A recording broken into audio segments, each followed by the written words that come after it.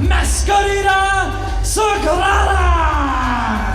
Ladies and gentlemen, welcome to Dia de los Muertos, the second in the Revolution series, brought to you by Blah Blah Blah Productions and the Independent Wrestling Revolution, based out of Detroit, Michigan. Hello, I am Harvey Smits, your announcer, along with my co-announcer, Red Davis. Quite an evening of wrestling and lucha tonight, Red. Well, it's the Day of the Dead, it's Revolution, and we're kicking it off square with the short stack madness of Mascarita Sagrada and Tsuki. Ladies and gentlemen, both these mini superstars hailing from down south across the border in Mexico, and only the IWR brings you the finest in Lucha Libre here in Detroit, Michigan. And I can tell you, Red, you will not see a product like this on the shelves anywhere else but here from the IWR. Is it only me that's entertained by the fact that the 5'4" ring girls are like twice as big as the mini madness of Tsuki and Mascarita Sagrada? Would you be serious? Well, it's hilarious. Here we go, squaring off. Mascarita offering a hand of friendship to Tsuki, who hasn't even uncaped yet. I think he needs to give Tsuki a moment to maybe undress. Oh, and a left-handed slap by Tsuki. That's Red, what you get, that is unsportsmanlike, Red, and I don't know if I agree with that laughter, but here you see Tsuki now taunting Mascarita Sagrada. Well, I gotta tell you something. I'm noticing. Oh! Whoa! Snatches the cape. The referee should do something about that. Those capes are expensive. Ah, a little good for the goose is good for the gander, as Mascarita Sagrada playing a little Toro Toro El Matador with Tsuki. I'm just saying. Hey! You must have paid at least 800 or 900 pesos for that cape. Oh, and the stench now, you can see revolting referee Mark Johansson. That should be an instant disqualification right there for Mascarita Sagrada, and your winner is Tsuki. I'll tell you what, these guys are having fun here tonight. And you see an overhanded chop by one Tsuki. A little bit taller competitor is actually Mascarita Sagrada, trading chops here. Look at the condition of these two athletes, though. Look at the guns on Tsuki. Lighting up Mascarita Sagrada. With another overhanded chop, and they're just serving up a plate of chops here, Red. I bet you there's an ugly little grimace going on under that white mask. Winding up. Oh, and a short-handed left jab. That was a close Counting fist. 1 and 2 and 3, but referee Mark Johansson was not in place. Here you see Tsuki complaining to the referee.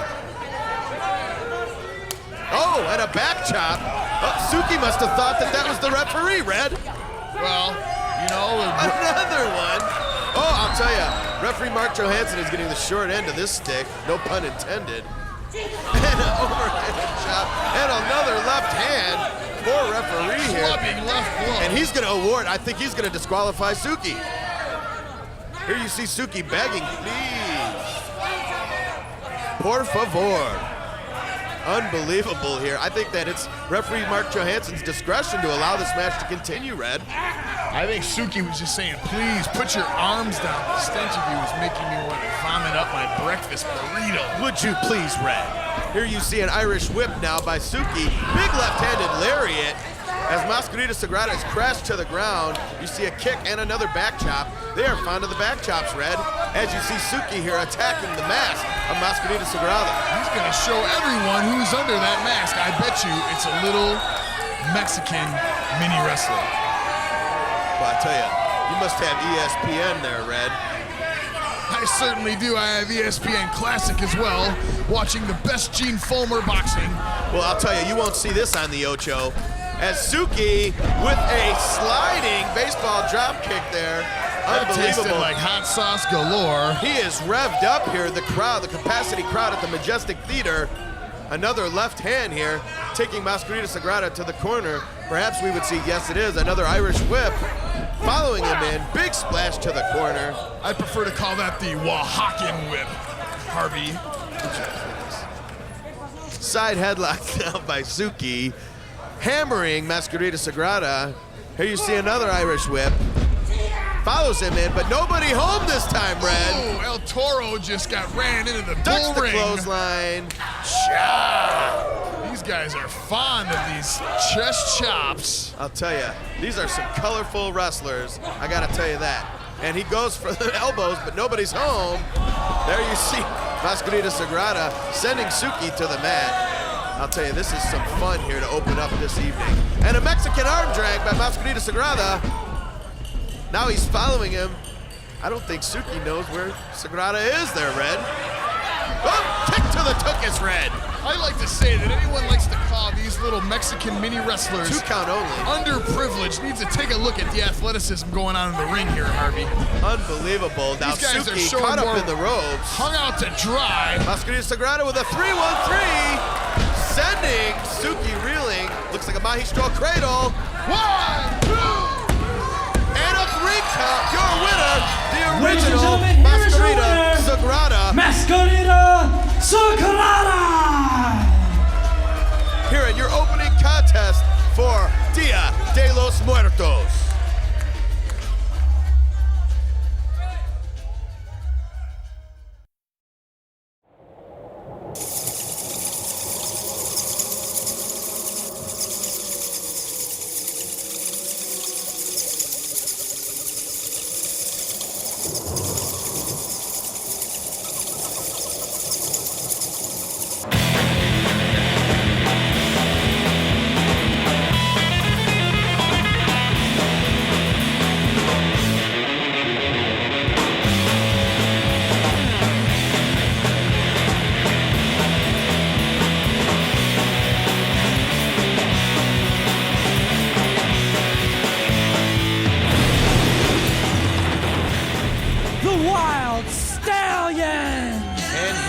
Come, Red, the IWR Tag Team Champions, the Wylde Stallyns, here at Revolucha. They will be facing none other than the BNU All-American Beatdown Crew in a mask versus titles match. As if anyone cares about the Bumpin' Uglies and losing their mask. Everyone knows who they are, Harvey. Everybody knows. Well, let's not forget, Red, that the Bumpin' Uglies, you know, it was just a short time ago that they donned the masks here for Revolucion and Mascarada. But I'll tell you what, the American spirit has gone through them through and through. Let's listen to what Johnny Dynamo has to say here tonight. Detroit, Michigan, are you telling me that that's the kind of reception that the greatest tag team in Michigan today, the greatest tag team champions in IWR history get? He's quite full of himself there, Red. You better shut your mouths. All of you, especially that scary guy right there in the mask, shut up. Taking I don't think exception to a I've ever fan. seen so many fat, worthless marks in one building before in my life.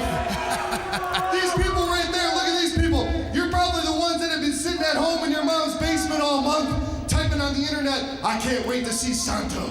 I can't wait to see the Parka in the steel cage. This is so Losers. unnecessary, Red. Dynamo calling it like he sees it. For those of you that have been living under a rock and don't know just who the hell we are, let me break it down for you. I am the natural Johnny Dynamo. He is the first Jack Thriller, and together we are Wylde Stallyns. Originating from San Dimas, California, I believe. IWR Tag Team Champions. Woo! Tell him, Jack. Let's hear what Jack has to say. We're champs. Well, short and sweet from Jack Thriller. Jack's certainly amped Hands up the on mic sugar back. And their cereal. opponents, To Ron Showtime. the challengers, hailing from Detroit Rock City, Dynamic Josh Movado, Bubba McKenzie, the All-American Beatdown Crew, ladies and gentlemen, the Bumpin' Uglies! Here comes the Kool-Aid Brigade. And here we go, a resounding chorus of the grand old flag, Red. So patriotic here at Revolucha, should I say, El Dia de los I'll Muertos. tell you, these guys are masters of the cheap pop. I mean, you're in Detroit, you're in the USA. Of course, the crowd's gonna go nuts for the red, white, and blue. I'll tell you what, though, I think it's a lot more than that. I think these guys really have the true spirit of America, of revolution. Let us not forget that America had to revolt against England, and just like the Bumpin' Uglies and the IWR have had to revolt against the politics and the backstabbing nature of independent wrestling, and they've come through just like the good old US of A, Red. Well, here we have a popularity contest brewing in the middle of the ring here at the historic Majestic Theater of Detroit, Michigan. The champ's taking the stage. Oh, and you can clearly hear the capacity crowd letting the Stallions know what they think of them, Red. Very unappreciative of tonight's champion. Very unappreciative. Well, that's Detroit for you, Harvey. Here we go, Josh scaling the ropes now. Bubba McKenzie having a little bit of difficulty. Well, Bubba McKenzie certainly. Oh, sneak attack by the Wylde Stallions here. I think that was their plan all along, Well, Red. I think everyone had had enough of the Bumpin' Uglies showboating there. They were doing the fans a favor, Harvey. Would you please? Irish whip now on both Josh Movado and Bubba McKenzie, hanging on to the top rope. Jack Thriller and Johnny Dynamo confused now, ducking the double clothesline. Oh, and a set of back chops. The referee needs to get control here, Harvey. All four men That's in the gotta ring. hurt. Double body slams by the Bumpin' Uglies. Very technical 80s style scoop slams. Here we go now, taking each of the Stallions to task in the corner. Bubba McKenzie now, Josh Movado Irish whipping, whoopsie daisy, and double clotheslines by the Bumpin' Uglies. And you can hear now the capacity crowd going wild. Whoa, whoa, whoa, whoa. This is a family show, and That was pure coincidence, but you know what? The comedic nature of that just cannot be forgotten, Red. That's it. You know what? Heck with you guys. Heck with Referee, count us out. We're taking our belts and we're going home. well, of course, Harvey, Johnny Dynamo referring to the rule that, they cannot lose the titles via count out. They might lose the match, but they'll regain their titles. Heck with the fans, heck with the Bumpin' Uglies, heck with the announce team Well, they're of taking Red the- Davis and Harvey Smith. Hey. I think that's a little bit extreme, Red. Well, See, the funny thing is, Stallions, Josh Movado on the you mic here. cowards, apparently you didn't read the contract too well or too closely when you signed on that dotted line. Because tonight, for our friend Stevie Lee, Rest in peace, former IWR champion. it's a Detroit street fight. Falls count anywhere in Detroit. A Detroit street fight? Falls count. Who does Josh Movado think he is? Well, I'll tell you who he thinks he is. He's a former IWR Tag Team Champion, along with Bubba McKenzie. Bumpin' Uglies giving chase now to the IWR champs, the Wylde Stallions. Josh Movado with a sharp one to Johnny Dynamo's face. Bubba McKenzie now attacking Jack Thriller on the opposite side. Oh, and Josh Movado has him prone on the corner. Oh, kick to the uprights. He'll be singing soprano tonight. Johnny Dynamo is none too pleased with his choice of signing on that dotted line, as Josh Movado so put it. Well, I think the drunks, degenerates, and gamblers in the crowd tonight are more than happy to see the Bumpin' Uglies and the Wylde Stallions take it to the outside, breaking the boundaries of the squared circle and bringing the action right to the fans. And maybe, who knows, it's falls count anywhere in Detroit, Harvey. I'll tell you what, these two are used to bruising, rocking, and rolling on the Detroit wrestling and rock scene. They are musicians, rock and rollers, and they can prove that they can brawl and beat your butt with the best of them. While the Stallions are clearly the better condition of the two teams and probably the better wrestlers, they neglected to take into account the Bumpin' Uglies hardcore wrestling history. 2 count now on the outside by Josh Movado on Johnny Dynamo. Look at these alcoholic degenerates standing around beers Would in you hand. please, Red? Let's concentrate on this action as Josh Movado posts Johnny Dynamo on the bar, knocking him down with a right hand. You know, it's hard to, this is pandemonium. I think Jack Thriller and Bubba McKenzie are on the other side of the crowd. And one referee is supposed to control all of this action, Harvey? Johnny Dynamo cutting Josh Movado off now. Big chop from Jack Thriller. Oh, and a second chop to Bubba McKenzie. You can slap that wave and ride it the whole way in. Bubba McKenzie's chest is still quivering after that one.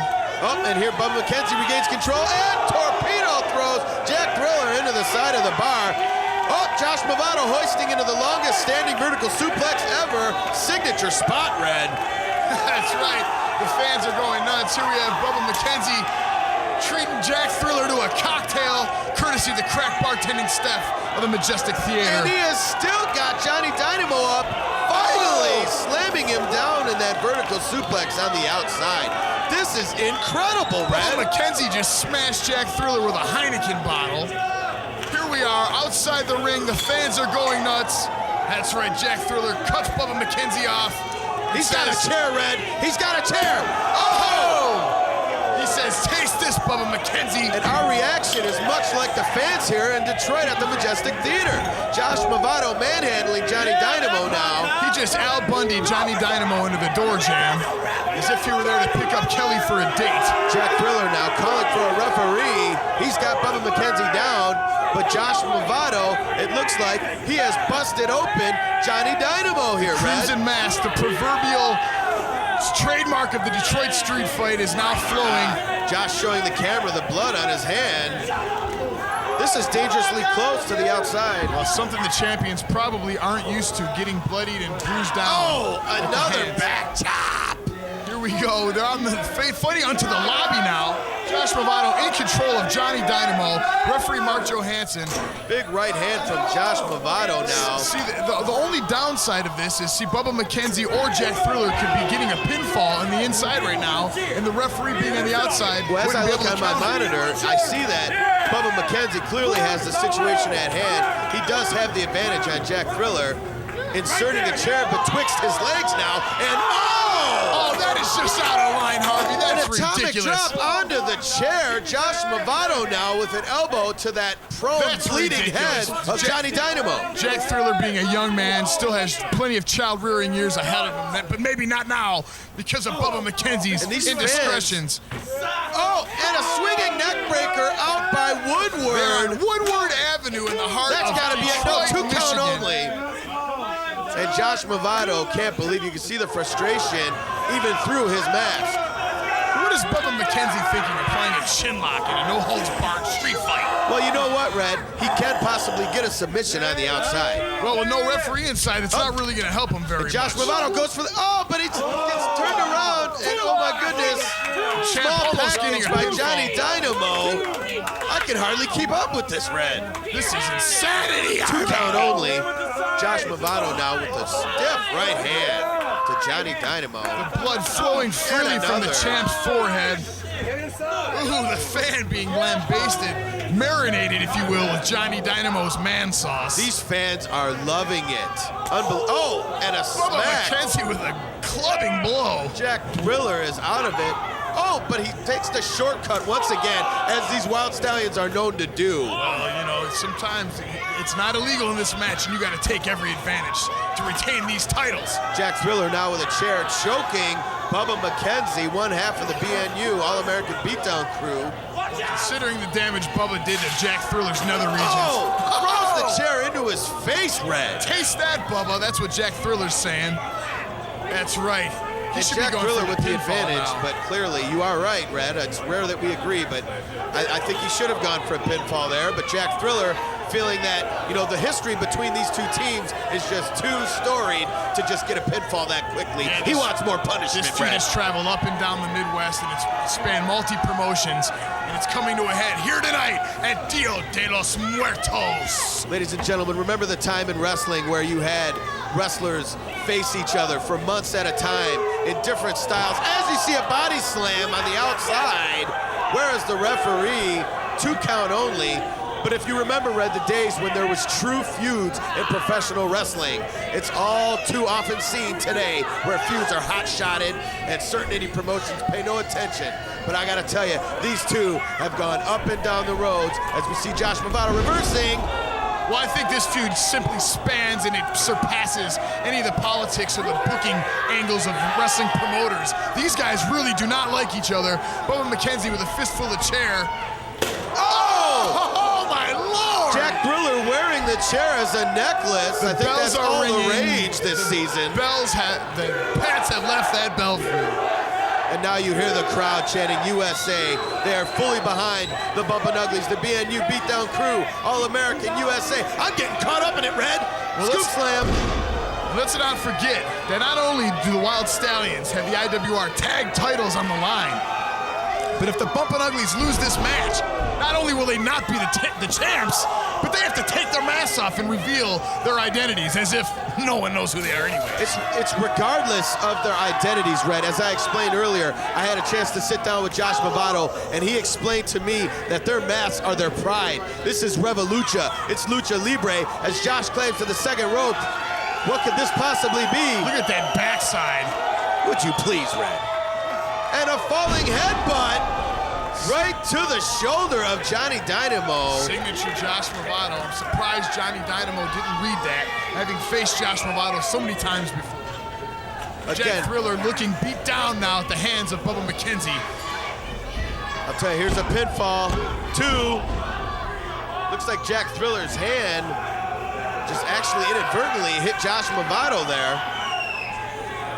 As Bubba McKenzie enters the ring now, we've got all 4 men in the ring. But since falls count anywhere, it really doesn't matter, does it, Harvey? Well, I think it does matter. I think that these two, pride is on the line, and here they are on the grandest stage of them all. Dia de los Muertos, Revolucha for IWR. These are the top 2 tag teams in the area as Josh Bravado, it looks like he was going to get into a tornado DDT, but he has reversed it, climbing the ropes, and I think he's going for a superplex, Red. Oh! The other half of the tag team Punch champions, to the Jack gluteus Thriller. maximus. Oh. Doesn't he know that he really doesn't stand to do much damage to Josh Bravado by hitting him in his gluteus? Would you be serious, Red? And What do we now have Bubba here? McKenzie Jack fighting to Thriller his trying feet. to double team on Josh Bravado. This cannot be good. This cannot end well for anyone here, Red. Bubba McKenzie getting a fistful of Jack Thriller. Oh my goodness! Oh! A 4-way. What would you call that, Red? Wreck, Harvey! Unbelievable. All 4 men are down. The fans We have at a the "That was sweet" chant. The fans of the Majestic just going ballistic. This has gone back and forth, All 4 inside and outside, upside and down. I'm telling you, Red, I'm getting exhausted just calling this match. Well, if we hadn't eaten so much pizza before we called it, it wouldn't be too bad. Let me tell you, Harvey, all 4 men down, trying to regain strength. Neither one of them wanting to be that team to lose. Oh, again, we see the shortcut by the Wylde Stallyns. That's how they've been able to take these titles 3 times. Oh, and a double finishing That's maneuver it, the champs are going combination. home. We're gonna see the bumping Uglies ugly 1, mugs. 2, but the BNU kick out, That the was a presence slow of mind. They had to reach This down referee deep. is obviously very winded and blown up and made that a very slow count, Harvey. That's ridiculous, Red. That was an even count, just as many as there have been throughout Well, the if I match. had a say, I would submit that to the IWR our office for review, Harvey. I'm just so upset I can't even spit out the language. Josh Bravado. Bravado driver. And a beauty mark by Bubba McKenzie. These guys clearly stealing the Double Wylde pin. Stallyns' idea of the double finish. Would you please, Red? And that should have been it. The Bumpin' Uglies would have won the titles right then and there, but the Wylde Stallyns But they somehow didn't. kick out. The champs having the intestinal fortitude, the testicular tenacity. BNU getting to their feet now. Johnny Dynamo, Jack Thriller throwing the team members into each other. Meeting of the minds, so to speak, Red. Well, more like a meeting of the caveman-like half-developed minds, perhaps, Harvey. Red, what is it you have against our All-American heroes, the BNU? Listen, I root for the champs. The champs are the best, and they're the ones worth getting behind, Harvey. Now here you see the belts in the ring now. I mean, this is legal. This is a street fight, and falls do count anywhere. Johnny Dynamo lining up Josh Bravado. I think, what is this? He's taking the belt from him. The referee saying, that's enough. You can really hurt this man. Josh ducks. Oh, Jack Thriller. Oh. Telegraph, but it looks like he clearly hit his partner. Big boot. Josh Bravado dispensing of Jack Thriller. This does not bode well for the champs, Harvey. And this could be the All-American Ugly Bump, Red. This could be it. Bubba McKenzie driving Johnny Dynamo to the mat head first with the pin. We have new champions, the BNU All-American Beatdown Crew. Dia de los Muertos. Well, the only good thing I can say, Harvey, is at least we don't have to see their ugly faces. I'll tell you right now, the Wylde Stallyns, this is not over. They're going to take it to the Bumpin' Uglies. This feud is not over, Harvey. Mark my words. You know what? It might not be over by a long shot, but I'll tell you what. This crowd has come unglued for this IWR Tag Team title action as we see Josh Bravado celebrating with the crowd.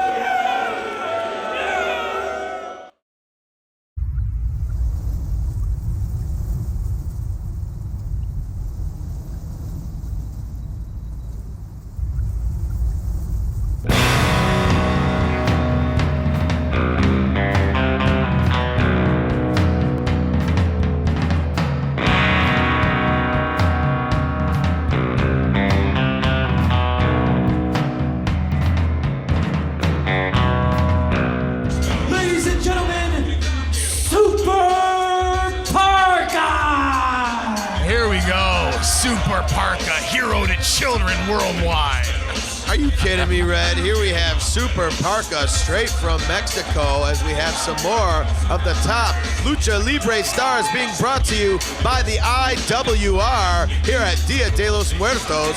Super Parka will face none other than Sharkboy in a best 2 out of 3 fall. Well, this match perfectly exemplifying the persona and the idea of Revolucha. American versus Mexican styles, both mass wrestlers. This should be a very interesting matchup, Harvey. I'll tell you what, a lot of people may look at these two and say, hey, they're similar, they're both masked, right? But very wrong, very different are the styles of Sharkboy and Super Parka, and it will be interesting to see how they match up here tonight at the Majestic Theater as referee Brian Gorey is trying to ascertain the situation, Red. Super Parka is certainly a very imposing figure. A sense of grimness and evilness surrounds him. Very similar to L.A. Park, the original La Parka. It's either death or just the Majestic Theater. Here you see Super Parka ascending the ropes. Mocking Sharkboy. Or as Super Parka might say, Sharkboy. I don't know that he knows that much English, Red. Well, I'll tell you right now, it doesn't matter. The language of wrestling is about to take place. Super Parka takes the early advantage with a boot to the midsection and a right hand, sending Sharkboy reeling to the mat. Super Parka being the aggressor, starting off this matchup. Scoop and a slam. Elbow drop now, Super Parka. Ooh, stiff kick right to the face of Sharkboy. Picks him up now, mocking him with the shark fin gesture. Irish whip to the corner. Follows in with a big clothesline. This matchup, of course, being a best 2 out of 3 falls match, Harvey, which means you got to win 2 out of 3 falls to win. Well, thank you for clarifying that. It is now crystal red. Well, I did research for months to figure that one out, Harvey. I just wanted to share it with the fans and yourself. Now, Sharkboy clearly at the disadvantage here now, fighting to get to his feet. And it sounds like the fans here are actually chanting for Super Parka, Red. Well, it is Dia de los Muertos, and if anyone exemplifies that in living persona form, it would be Super Parka. I gotta tell you, it's quite an eerie feeling here at the Majestic Theater, Red. Whoa, look at this. This is highly unusual, and there's a lot of unusual things that have been happening here tonight, and I gotta tell you, I think that L.A. Park and Super Parka, they seem to be popular here in Detroit. Yeah, it is very strange. There is a very wicked atmosphere in the crowd tonight, very much like the Salem witch trials. Ladies and gentlemen, we remind you to log on to www.iwrwrestling.com for all of your latest and greatest news in the world of professional wrestling and the independent wrestling revolution. You can purchase the first Revolucha series. That's right, Revolucion and Mascarita is available at iwrwrestling.com, as well as this disc here. Here we have Super Parka sending Sharkboy into the ropes. Big clothesline. Sharkboy holding his throat, perhaps Super Parka intentionally striking the throat and Adam's apple of this living shark man. Well, if you attack the gills, a shark has a very hard time breathing, Red. Well, Land Shark simply on the mat now. He has no more flowers for the lady, no more candy grams, and Super Parka is sending him reeling. Nice SNL reference, Red. You like As that? we see Super Parka snapmare on Sharkboy, and he's going after his mask. Perhaps going for a submission for the first fall? Oh, correct that. He's not going after his mask. He's going for a submission, Red. Sharkboy saying, no way. I got bigger fish to fry. Ba-dum-bum. Super Parka getting in the face once again of Brian Gorey. Now, he might be used to getting away with that in Mexico, but let me tell you something. Here in Michigan, the referees have to be respected because he could be disqualified. Sharkboy firing back now with right hands, but it looks like Super Parka got tired of that with a quickness and took it down below the belt, Red. Super Parka clearly showing a very mean streak about him. And here we see it. He's going after the mask. I don't understand why Super Parka would do such a thing. This isn't a mask versus mask match. This is a 2 out of 3 falls match. He should be going for a pinfall or a submission and trying to get one up on Sharkboy. Well, that's true, Red. That may be true, but you got to understand that Super Parka comes from down in Mexico, and these luchadors are very proud of their mass wrestling heritage. And from what I understand, Red, Super Parka has actually been unmasked in Mexico, but he's actually donning the mask here in the US of A, trying to pull one over on all of us here in the IWR. Well, like these yokels in Detroit know any difference. Deep arm drag by Sharkboy. They say Super Parka and Another. they think of the mask, and that's what they got. Big drop kick. Very lazy bump by Super Parka. Ah, that's would you please, Harvey, to coach yourself. Unbelievable. Now look at this. Referee Brian Gorey with the sunset flip and a 1-2-3 by Sharkboy. This is out of control. What does this mean, Red? What is this? Is that the first fall? It can't be. No. Look at this again. I'll tell you what, Super Parka beating the crap out of Brian Gorey. He's saying, no way, cabron. 1, 2, first fall, your winner. Sharkboy. That's ridiculous. The office needs to review this tape. Since when can a referee become directly involved in a pinfall? I'll tell you what, he had every right, Red. When you put your hands on that official has the discretion to either A, disqualify you, or take matters into his own hands, Red. No. I pointed out the fact that he could have been disqualified earlier, Harvey, and referee Brian Gorey could have taken that upon himself. But there nowhere is it written that he can actually become involved and become a participant in the match for one side or the other. Well, That's I enjoyed cheating. it. I enjoyed it, and the fans here at the Majestic Theater, the IWR fans, enjoyed the heck out of it. Well, I don't care what would the you fans stop, enjoyed. And would you let's get back to this action? Referee Brian Gorey now starting the second fall, but it looks like Super Parka is saying that Sharkboy pulled the tights. Well, you know what? He has every right to complain after that chicanery that just took place after that first pinfall. Oh, quite a vernacular you have there, Red, with chicanery and the like. I gotta tell you, it looks like Sharkboy has the advantage, and Super Parka is a little bit upset here. Well, I think, like I pointed out, Super Parka has just been pinned with the assistance of the referee. Well, he's got to man up. And nowhere he's in got the to world get of to the wrestling next is that fall. legal. He's got to man up and get to the next fall, Red. I mean, you can't win that first fall all over again. You got to win the next two. Well, and this is a win. This is a back up against the wall situation for Super Parka, and I think he realizes that. And I think he's trying to get Sharkboy to shake hands. You're certainly right about that. Sharkboy And a hug apparently now. showing a case of Down syndrome, accepting the can't hand be. of Super Parka. Oh, this is what I feared. Super Parka, unbelievable. You know, they say sharks have a great sense of smell, but I have to dispute that because I could have smelled that one coming 1,000 miles away. Just like I smelled you coming when you came to the announce booth. Listen, I But told I you we had digress. pizza recently. I digress. Super Parka, Irish whip into the big clothesline. And once again, Super Parka with the advantage. 2 count only. Big drop kick to the back of the head of Sharkboy. Tenacious in his assault as Super Parka on the living shark, Sharkboy. The original Sharkboy. I mean, he's been all around the world. This isn't a Disney character. This is the real deal Sharkboy. And you're seeing him go toe-to-toe with Mexico's luchador, Super Parka. Big slam from the second rope. 2 count only on Super Parka on Sharkboy. I'm surprised we're not seeing Sharkboy trying to tie Super Parka into more holds, as he has a far more solid, grounded wrestling approach than Super Parka, who I would also assume to see more high-flying. This is kind of a all-out brawl, isn't it, Harvey? I'll tell you what, it's definitely taken a turn for the worse here, as Super Parka and Sharkboy seem to be personally in a grudge, and I don't know if it's the language barrier or what, but they are just going toe-to-toe. We're not seeing a lot of wrestling here, Red. Super Parka just took the gloves off. That means he means business. I think he's going for the mask as Sharkboy, Red, and here you see it. Well, Sharkboy has never been unmasked. Nobody knows the identity of this mysterious wrestler, Sharkboy, as Super Parka now teabags Brian Gorey. oh, he's making a Lipton morning and an afternoon and an easy early afternoon tea. Unbelievable now, Sharkboy fighting back.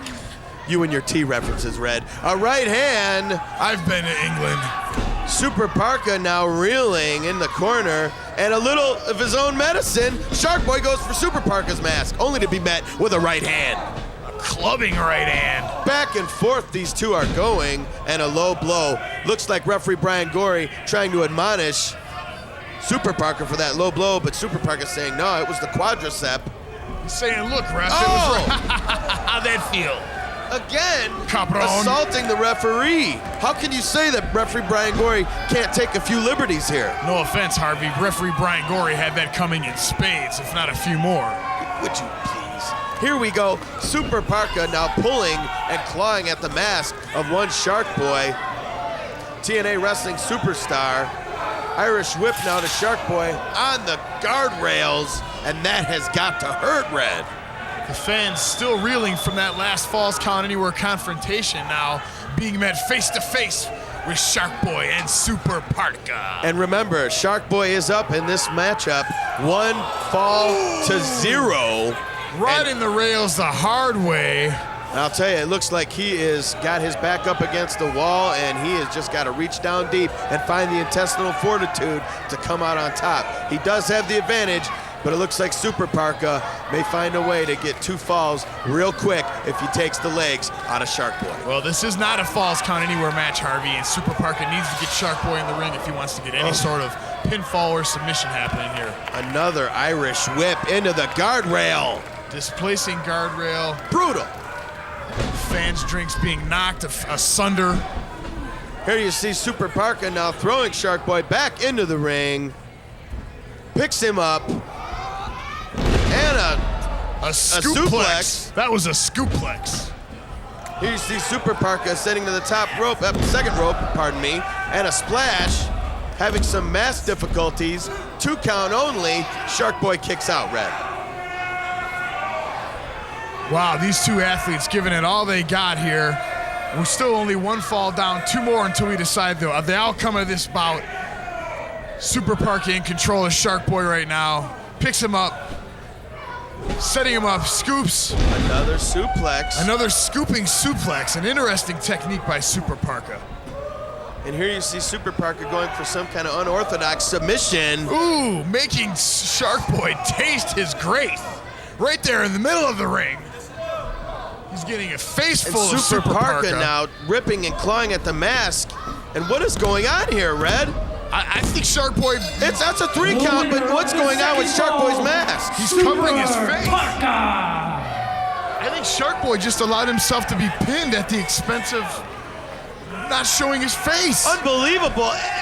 That's exactly what happened. Super Parka ripping the mask off of Sharkboy, but instead of letting his identity be revealed, he covered his face and he allowed Super Parka to pin him, Red. I think that shows you exactly what this identity means to Sharkboy. Super Parka clearly using an unfair advantage. Were you able to get a view of his face? I couldn't see a thing. Not one bit. I could tell that he was covering it, and I thought I saw an earlobe. Much like watching Scramble porn when I was 16 years old on Cinemax Would late you at be night. serious, Red? Unbelievable. I apologize, fans, for my partner's comments. Here you see Super Parka walking ringside, palling around with the fans of the IWR as referee Brian Gorey gives Sharkboy a hand, or an extra fin, if you will, in tying his mask. Super Parka pacing the outside of the ring, much like an angry dog, just waiting for someone to pounce into his territory. And look at this. A short, overweight Jason Voorhees and Super Parka.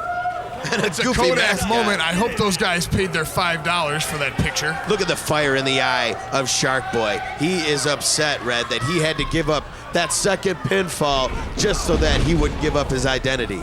Super Parka maintaining that cocky swagger as if he just knows he's going to finish Sharkboy off. And I gotta tell you, these guys may not speak the same language, but professional wrestling rings true Once again, in going all for nations. the mask of Sharkboy is Super Parka. He's I going don't know for that where he's mask going again. with this. He figures it worked once, it'll work again. Fireman's carry now, slamming Sharkboy down into Another the elbow rolling drop. elbow drop. Cover, 2 count only. Sharkboy with the kick out. 1 fall to 1 fall. As you see Super Parka again taking exception to the authority of referee Brian Gorey. With a vicious kick to the ribs of Sharkboy, Super Parka maintains the control of this match. And I know they're even, but it seems to me that Super Parka has maintained his position as the aggressor in this Reversed match. now by Harvey. Sharkboy. Right hand, sending Super Parka down. Sharkboy pulled that one from way back. That one had to feel good. Another right hand. He is reaching down and pulling it out of nowhere, He is Red. slugging it out, giving Super Parka a taste of his own medicine. He's a rabid shark. He smells the blood, and he knows to He's attack. going for the strings of Super Parka's hood. Now this is ridiculous. The referee should stop this. We've had enough of this maskery, de-hooding. No one cares. Oh, and vicious right hands now. Sharkboy on Super Parka. Here you see Sharkboy firing the crowds up here at the Majestic Theater.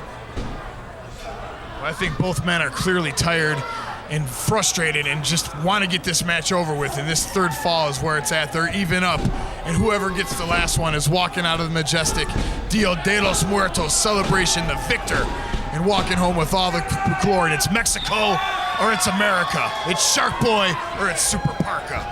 And here you see Sharkboy now ascending the ropes. Could be a 10 count. And it is. Here you hear the crowd counting along with Sharkboy. Holds on for 10. It gives him a good bite to the forehead. That is not a legal move in this match. And let me tell you something, Harvey. This is not a no disqualifications match. Biting is illegal in professional wrestling. Super Parka clearly disoriented, but could it be? Yes, the Dead Sea drop. This has got to be it, Red. Nice. Sharkboy for the cover. And 3, your winner, Sharkboy. Wasn't much Super Parka could do once he was in the Dead Sea drop. I can't see anyone getting up from that. Once Sharkboy hooks it in, there ain't much you can do. And now this is ridiculous. The match is over, Sharkboy. You got your victory. Leave Super Parka alone. L.A. It's Park. La Parka. The original La Parka has entered, and they are laying the boots down. This is a union of the dead, Super Parka, and the original La Parka, L.A. Park. Hijo del Santo has entered the ring! The son of the Saint in Clearinghouse on the brothers Parka. Well, not brothers, but the Parka, if you will. Double team maneuver now, drop kick. Swiftly no-sold by L.A. Park. Viciously no-shoulder, if you Right will. hand on L.A. Oh my goodness, L.A. Park on Hijo del Santo. Double team now. Are they gonna fly? Oh, Santo sweeps Super Park out. Sharkboy does the same to L.A. Park. Pandemonium is broken loose. These fans are coming unglued. El Hijo del Santo and Sharkboy forming some sort of an alliance here against Super Parka and La Parka. It looks like these guys have been tag teaming for years. Crossbody on L.A. Park by Sharkboy. This capacity crowd on their feet. El Hijo del Santo, a legend of Mexican wrestling, throwing Super Parka into the ring, sending a message. And now, he's saying, I've done it once and I'm gonna do it again. this is deja vu because it was Santo who took Super Parka's mask in Mexico. It looks like he's gonna go 2 for 2, Red. The Parka and Sharkboy squaring up on the outside of the ring here at the Majestic Theater in Detroit, Michigan. Oh, and he has done it. Super Parka has been unmasked. El Hijo del Santo has unmasked Super Parka here in the middle of the ring at Dia de los Muertos. I'm so much. I can't. Red, calm down, Red, calm down. Let me take over, This is brother. ridiculous. You need to calm down. Here you see the face of Super Parka. He is absolutely humiliated. He is frustrated. Harvey. And Santo has the mask, and Sharkboy is just beat down. You can hear the crowd's approval here by Santo throwing Super Parka's mask up into the air. I'm so upset right now. I'm so upset. I don't think you're half as upset as Super Parka. Look at the face on that puss. Well, that's not very fair, Harvey. Super Parka has been humiliated here at the hands of El Hijo del Santo. The match is over. There's no reason that the son of the Saint had. L.A. Park grabbing the mic. I think he just said something about tossing salad. Hey, solo quiero decirles que la auténtica y original esta noche le va a romper la madre al Santo. Le quitaste la máscara a la Super Parka, pero tú y yo vamos a estar en una jaula y quiero ver si me la quitas. The Parka is saying, you a mí, guys Santo. stink. Quiero ver. I will kick your butts viciously and righteously. Would you be serious right now? He's saying, Santo, you are very small in comparison. This Detroit crowd, I gotta say, Red, loves La Parka. The chants of Parka resounding throughout the hallowed halls of the Majestic Theater. Well, there it is. The proof's in the pudding, Harvey. And I'll tell you, who else would bring you the likes of Santo and Parka but the IWR? What a revolution.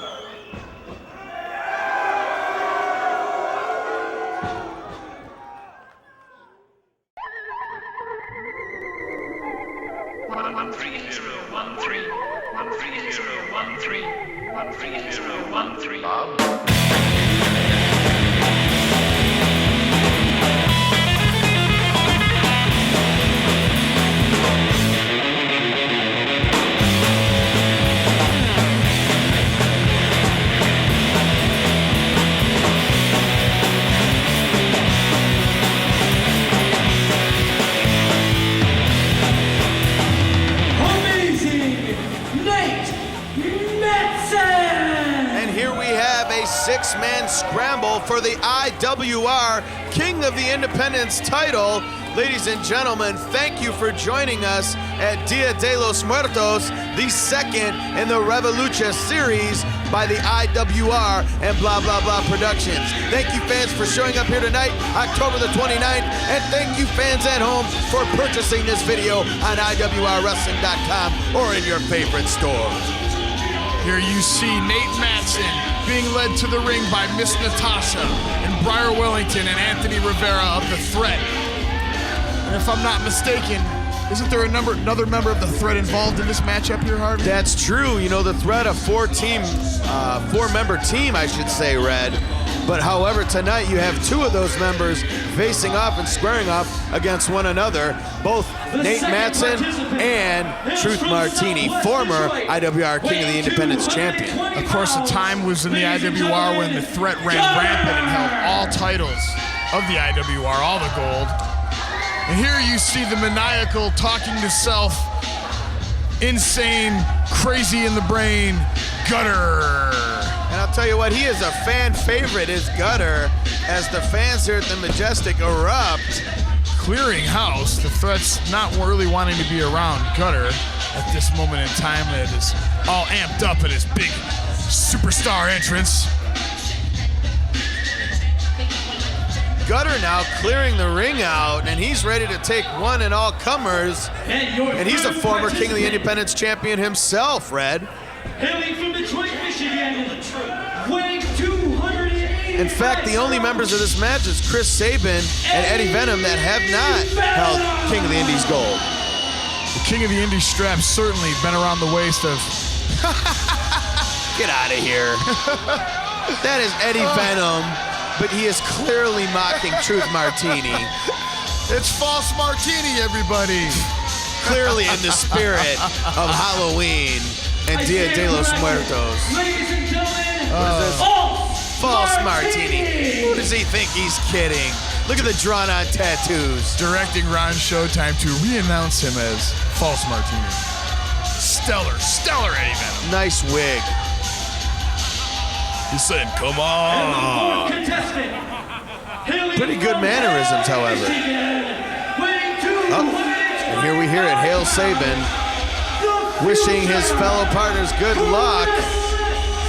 Because make no mistake about it, the independent wrestling community, the pro wrestling community in general, is a family. As you heard earlier reference, Stevie Lee passing away recently. Of course, the IWR holding the Brawl for Braxton each year for fellow IWR co-champion with Stevie Lee, Yukon Braxton. And here you have the future Chris Sabin. Of course, given the moniker The Future by the IWR's own Ron Showtime. And the fifth participant, hailing from Hamtramck, Michigan, weighing 190 pounds, making his return to the IWR. That's right, he's coming back. Ladies and gentlemen, he is the leap of faith, Truth Martini. In fact, Red, Truth Martini, just a week after his stellar victory over Christopher Daniels at Revolucion and Mascarada just a short week after that incredible bout where he retained the King of the Indies title. Truth Martini on another promotion show tremendously injured his neck. And he has been out of action. He's just now coming back, Red. It was vicious. He took a direct spill over the top rope directly to the floor on his head. And fans, let me tell you something. It was a very scary moment. And Truth Martini showing why he is one of the most beloved of all Michigan wrestling stars, making his entrance way to Vi, defending the King of the Indies strap here. He's actually not defending it, Red. He's going for that title. Well, you're right about that. He did have the title at the last Revolution show, but this time he is in the challenger's position as well as these other 5 competitors. The champion going into this match has yet to be announced, one tenacious Zach Gowen, Red. You're absolutely correct. Tenacious Zach Gowen, of course, being trained in part by Truth Martini. Weighing 160 pounds, he is your IWR King of the Independents, tenacious Zach Gowen! As we see a close-up on the IWR's oldest title, of course created and won by the Death Dealer Tommy Starr at the very first IWR event, the Brawl at the Hall, August of 2002, Red. The very first belt produced by the Zebros, the official beltsters of the IWR. That title, of course, being held around the waist of such superstars as the Death Dealer Tommy Starr, Brimstone, AJ Styles, Jimmy Jacobs, Nate Mattson, the list goes on, Gutter, Frankie the Face, but it is now around the waist of the one-legged sensation, Zach Gowen. And here you see the fans going wild for the entrance of their hero, the handicapped but handy-capable Zach Gowen. Well, the fans clearly impressed by the amount of baby oil and shimmer upon Zach's glowing pectoral muscles. It's funny how much a little baby oil can bring out the pecs in you. I don't know. What's funny is how much under suspicion you are after that comment there. Listen, we're just going to go ahead and get right back to the action here, Harvey. It's a 6-man scramble. The King of the Indies title up for grabs. Nate Mattson perched upon the top rope. False Martini and Truth Martini having a battle here of impersonation. I can't tell which is the real one, Red. Eddie Venom clearly having a size advantage over pretty much everyone else in this matchup, but therefore maybe giving up in size or giving up in speed and agility. That's right. Truth Martini is telling us he's the former King of the Indies champion, and he's going to get that belt tonight. I think it's amazing to see Truth Martini in a wrestling ring after that injury he took, Red. Harvey. It just goes to show you the heart of Truth Martini. That's right.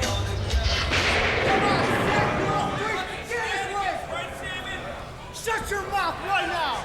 Nate Mattson taking exception to a fan at ringside. Zach Gowen firing up the fans here at the Majestic Theater. Showing that babyface fire. This should be quite an interesting bout. Jeez. That's all right. It's been a long night, Harvey, and it's going to get a little bit longer and a lot hotter as these 6 wrestlers get ready to tie it up Revolution style for the King of the Indies strap. We got to decide what 2 competitors are going to start this thing out here, as referee Brian Gorey is sending the other 4 to the corners. Referee clearly having his job cut out for him. In this matchup, it's going to be one crazy task to keep up with all the action that's about to be afoot in the IWR wrestling ring. And looking on is the threat with the beautiful Natasha at ringside. Eddie Venom clearly mocking Truth Martini. This is going to get old. Truth Martini claiming his position as the man. Oh, he's the real Truth Martini, huh? His voice is far too high to be the real Truth Martini, Oh, and a shoving match here. Removes the mask from Eddie Venom, tosses it in his face. Big right hand by Eddie Venom now, sending Truth Martini reeling. Irish whip, ducks the clothesline. Big inverted atomic drop to the nether regions. Left hand by Gutter, right hand by Zach Gowen. A right forearm by Chris Sabin, stopping short of his threat mate, Nate Mattson. Eddie Venom, however, laying in wait. You know, I'm sure if it came down to it, Nate and Truth would have no problem squaring up, but if it doesn't have to happen, it shouldn't happen. Into each other. Eddie Venom sending him reeling with an atomic drop. The threat now on the outside is having to regroup, Red. Well, the Threat clearly having a slight advantage here, Harvey. You know, they have 2 members in this match, and Rivera and Wellington and Miss Natasha outside the ring. You got to wonder what the referee's thinking, allowing that to be out there. Now remember, that collision Not actually... that I really have a problem with that, Harvey. Right. Well, that collision actually forced a tag here, Red, and Nate Mattson has been put into this matchup. Eddie Venom now taking the advantage. Suplex, 2 count only. Nate Mattson, another pinfall here. 2 count only. Nate Mattson, a true ring veteran, in with Eddie Venom, a young but upcoming star who has clearly come a very long way in his short but bright career here in the IWR. I gotta tell you though, Eddie Venom, I've seen some passion out of him over the last couple of months, and if he wants to get that IWR King of the Indies strap, he's gonna have to show a little bit more instead of all this goofing around that he's doing, Red. Well, Nate Mattson clearly taking the time to regroup himself, being, like I said, a savvy ring veteran. All members of the Ducks Threat. the big boot, chop to the throat of the big man, chopping the big redwood down. Irish whip now, incredibly powerful by the smaller Nate. Well, Nate Mattson in Spinning back tremendous elbow. condition. Yeah. Talk about another wrestler who has come back from adversity. Oh. Nate Mattson, of course, And a that's a few tag. years ago, snapping his ankle so viciously that it could have put him out of wrestling permanently. That's right. That man held the title of the IWR for, what is it, 18 months straight, unbeaten? I believe it was 22 months. Red. 22 months unbeaten. Unprecedented. Look at the conditioning in Nate Mattson here. Shoulder tackle now. Gutter is on fire. Of course, Gutter is the fresh man in this matchup. Nate Mattson coming to his feet here. Staggering around, looking for... And I'll tell you, Nate Mattson and Gutter have had a feud of their own here in the IWR, and here they are locking horns, but Nate taking the early advantage with the knee. Right hand on Gutter. Nate Mattson showing an incredible streak. Irish whip Ferocity. reversal. And a jumping knee to Nate Mattson by Gutter, and Nate tags the future Chris Sabin, who comes running. Drop toe hold by Gutter, and he snatches the arm. Arm twist now.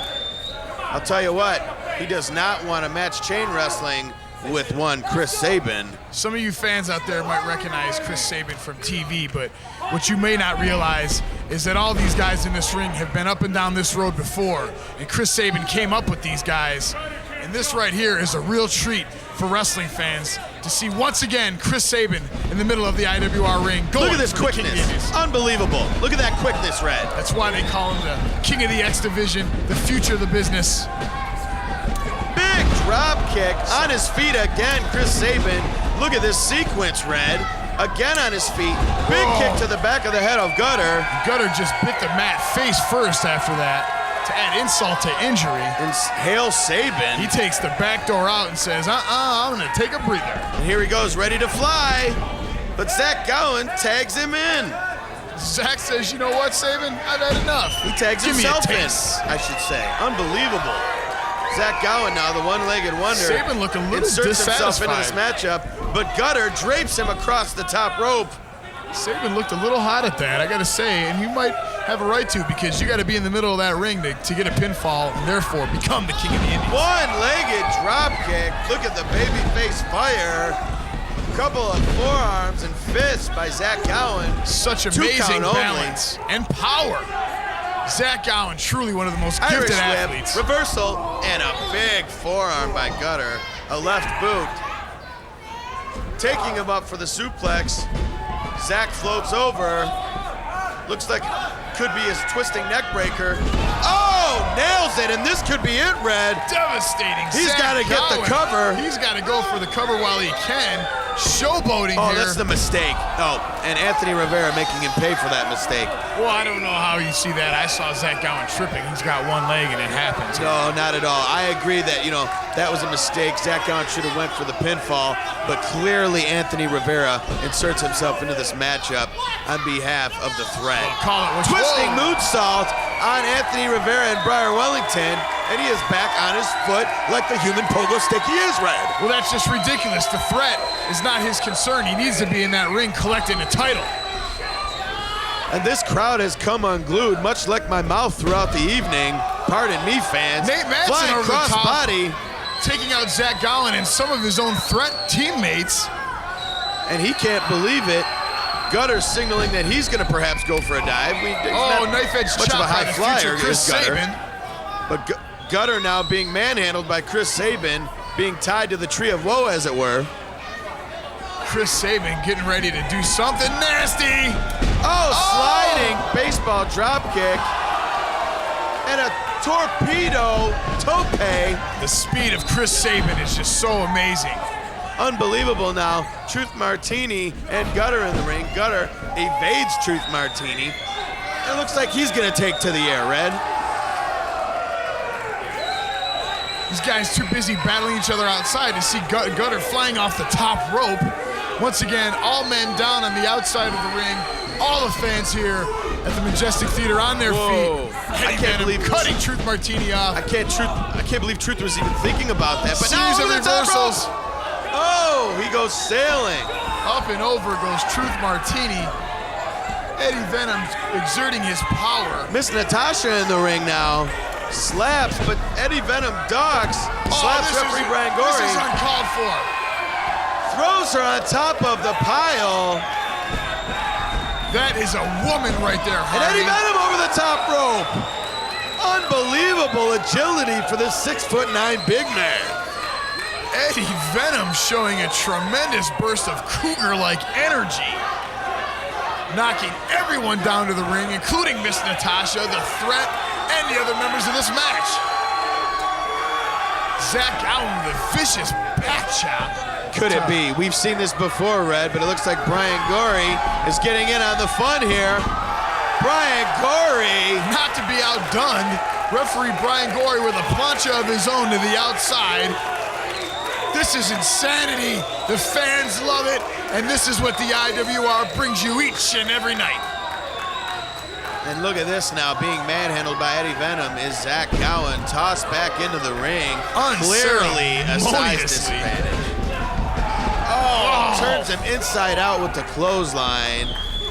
Look at the agility of Chris Sabin. Floating kick to the face. And a big palm strike by Truth Martini. Roaring elbow.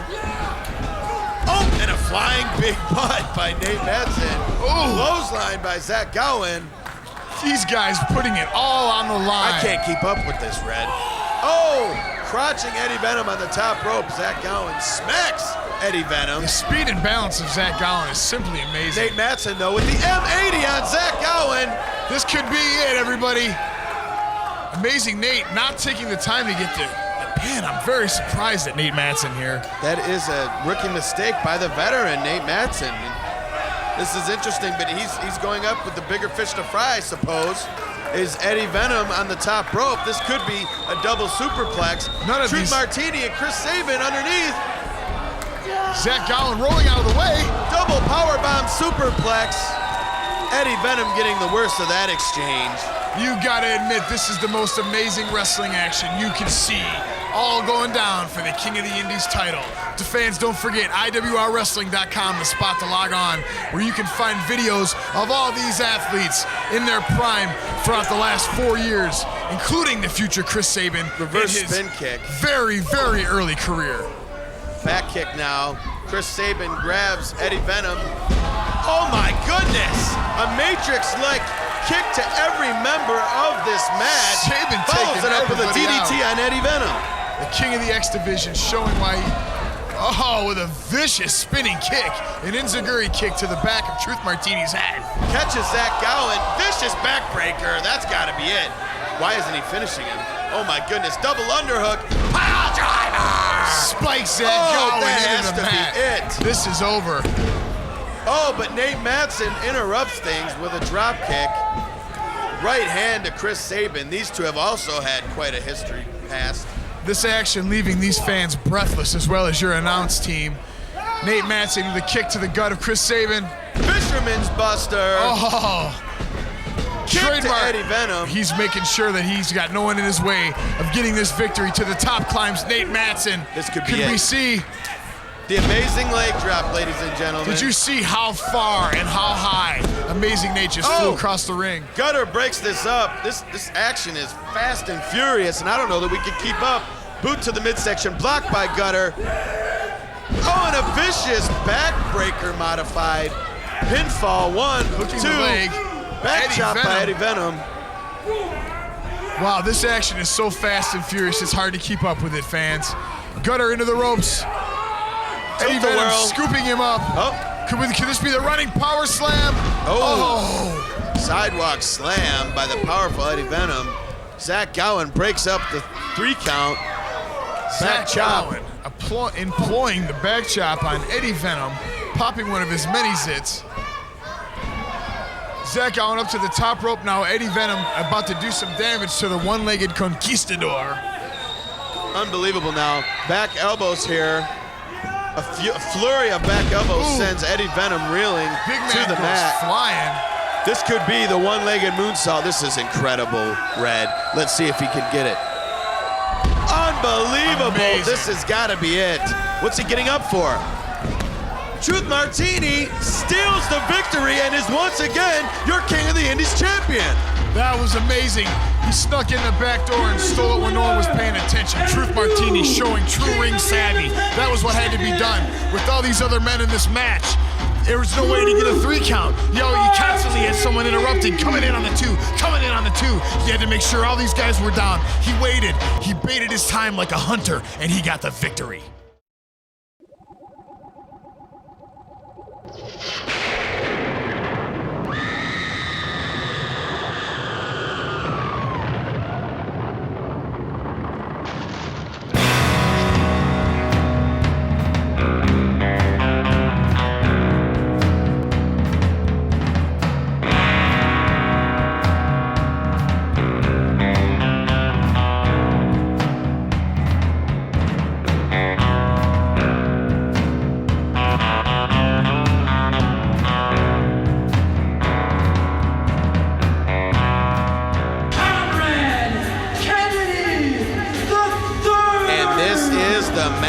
That has been touted all over the internet as Mexico's Blue Panther comes to Detroit to face none other than the man entering the ring right now, Conrad Kennedy III, the IWR Heavyweight Champion. That's right, the Raha of resilience, the Greenwich City Grappler. Conrad Kennedy III taking that title from Amazing Nate Mattson. Ladies and gentlemen, please allow me to properly introduce myself. I am the symbol of excellence, the technical excellence from a time forgotten, the professor of precision, the Greenwich City Samurai, the Rudolphs of resilience, the Border City Baron, and the man with talent on loan from God, Conrad Kennedy III, and your IWR World's Heavyweight Champion. There with his manager, Alexander Caine, in all his glory. This crowd showing no respect for CK3. The managers of champion, he put the great in Alexander. I give you Alexander Caine. And listen to that. No reaction here. The fans hating Alexander Caine. They're certainly not going to cheer for him. Alexander Caine just coming from the gym, showing up. A true icon in the sport of lucha libre wrestling. Blue Panther, I have watched your epic battles throughout Mexico, especially with the late, great Art Barr, the Love Machine. He's studied. But tonight, I have worked too damn hard to keep this title around my waist. So one legend enters the ring and one leaves. Tonight, Blue Panther, I am gonna end your career right here in this ring, amigo. By the time I'm done with you, you'll be schlepping salsa back over the border. Bold statement. statements from the IWR champ, who has been on a somewhat of a Legends tour as of late, Harvey. That is clear disrespect. Unbelievable. The gall of one CK3 to insult Mexican legend Blue Panther. Wrestling in Detroit, Michigan for the first time. That's right, the IWR listening to what the fans wanted, and we had a tremendous response saying, bring in the Panther. And the IWR listens to its fans, and here he is, the legend of Mexico himself, the Blue Panther. You know, this should be an interesting matchup. Blue Panther, known for his grappling, known for his mat work, which is also somewhat what CK3 is known for, as well as his brute strength and his toughness. So you got to ask yourself, who can come out on top in this matchup? It could be either one of these gentlemen. Blue Panther has the experience necessary to take any title he deems necessary at any given moment. Well, that's true. A lot of people hear the words lucha libre and they automatically assume high flying, a lot of flippity flop, googly bop, you know, flippity doobity dabs. And the Blue Panther comes from the old school where he learned the art of ring grappling and wrestling. And this guy knows holds in and out, as does Conrad Kennedy III, fresh back from Tokyo. And this is going to be one heck of a wrestling matchup. I predict a bit of a wrestling clinic here, Harvey. I'll tell you what, CK3 is going to have a long road to hoe. He's going to have his work cut out for him here tonight with the Blue Panther in the semi-main event for the IWR heavyweight title. Circling now, bit of a feeling out process. These Tension gentlemen is have very thick in the Majestic here tonight. These gentlemen have never faced each other. And here we see an attempt to lock up, but Blue Panther is a little bit the wiser as he just rides CK down, not allowing any form of lockup. CK going for the leg sweep, not being very successful. Panther being a little smarter than that. Of course, a 20-plus year veteran of wrestling. Go behind, taking Panther down now. Reversal. Panther now trying to gain the advantage. Front face lock. CK3 regaining trying to get his bounds here happening, get his center of gravity back. There we have it, a reversal.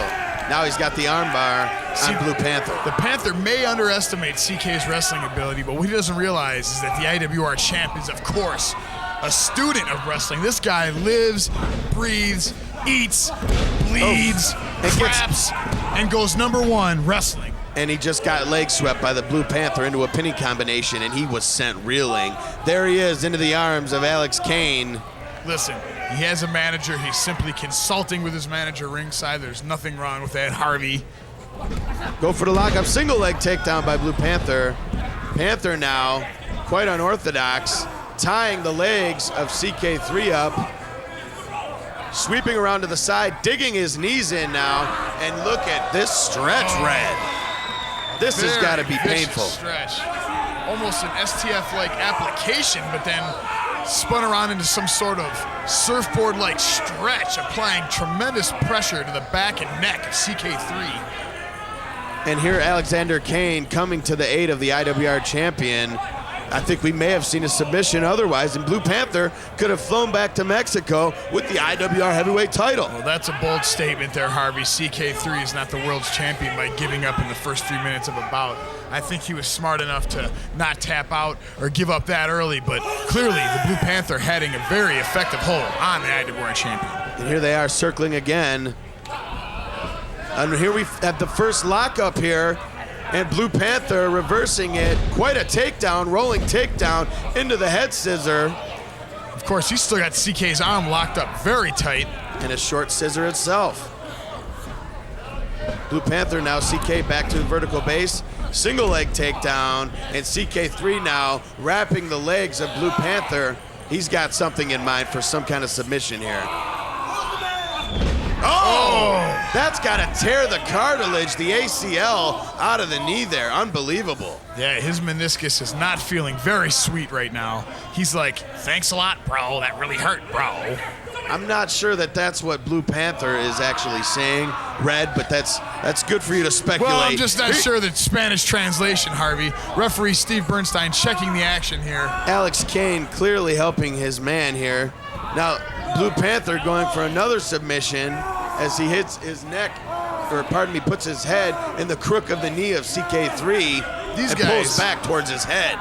These guys know more knots than a troop of sailor Boy Scouts. And look at this hold now, applying pressure to both the knee and, of course, the foot to the butt of the chin of CK3. Which itself could cause a lack of blood flow to the brain and cause CK3 to pass out. Therefore, would that make the Blue Panther the IWR champion? If he's unable to answer the 10 count, yes, it would. So tell me something. The Blue Panther can come into the IWR sight unseen. Yeah, he's a legend, blah, blah, blah. I bet you he didn't even send a demo tape. Do you know something? And the office gives him a title match? Sight unseen, Red. You have some gall, partner, to say sight unseen. Well, this is the Blue Panther, my friend. Well, yeah. Known worldwide, Japan, Mexico. He does not need to bring a resume to the IWR promoters. He can walk into any promotion in the United States, Mexico, Japan, all across the world and challenge for any title he sees fit. No offense. I knew a guy who was a huge singing sensation in Mexico, the biggest lounge singer there was. And I had him recently putting glass block windows in my house. Red, so would you please? What happens in Mexico does not hold water here in America. The Blue Panther should not even be getting this title shot. You know what? That's pure disrespect. And yet, this is Revolucha. This is the stars of Lucha Libre and the future of wrestling in Michigan here with the IWR. This is Revolucha, and this is the finest action. Blue Panther versus CK3. Blue Panther now with a side headlock. CK3 goes to bring him to the ropes, and Alexander Caine again inserts himself into this matchup. Well, Alexander Caine is simply doing his job. That's why he's the manager of a champion. He wants to make sure that his champion maintains his championship title. Side headlock now by CK3. 10%. Blue Panther. 10% of a championship purse is a lot more than 10% of the loser And purse. a somewhat slow shoulder block. Here we go for a hip toss. Reversed by CK3 onto Blue Panther. And a big forearm by CK3. Forearm across the face of Blue Panther. That is a mark of clear disrespect, Red. Champ goes for the 3 count again, only getting a 2. Referee Steve Bernstein, perhaps a little slow on that count, I would have to say, Harvey. Oh, rapid fire punches by the Blue Panther, and a left-handed lariat has CK3 reeling. Once again, Alex Caine inserting himself. He pulls Blue Panther this time out of the ring. I didn't see that. What I saw was Blue Panther getting a little too close to the ring and getting himself hooked on Alex's sleeve. Don't be ridiculous. Irish whip to the guardrail. This guardrail has taken quite a beating tonight, Red. It certainly has. Alexander Caine at least doing us the favor of having pants that go up above his waist and not showing us his previous career as a plumber. Red, would you concentrate to the matter at hand? Here we see CK3 now clotheslines Blue Panther over the top of the guardrail right into the front row of these Revolucha IWR fans.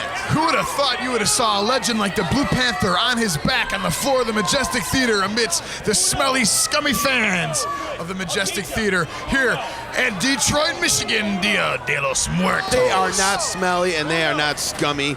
They are you and me. They paid their money to see the hottest pro wrestling show in Michigan ever. And CK3 now with the right hand on the Blue Panther. Fighting their way back to the bar area, perhaps CK3 needing a refresher, a bit of lemon water, or perhaps a toothpick to cleanse his teeth.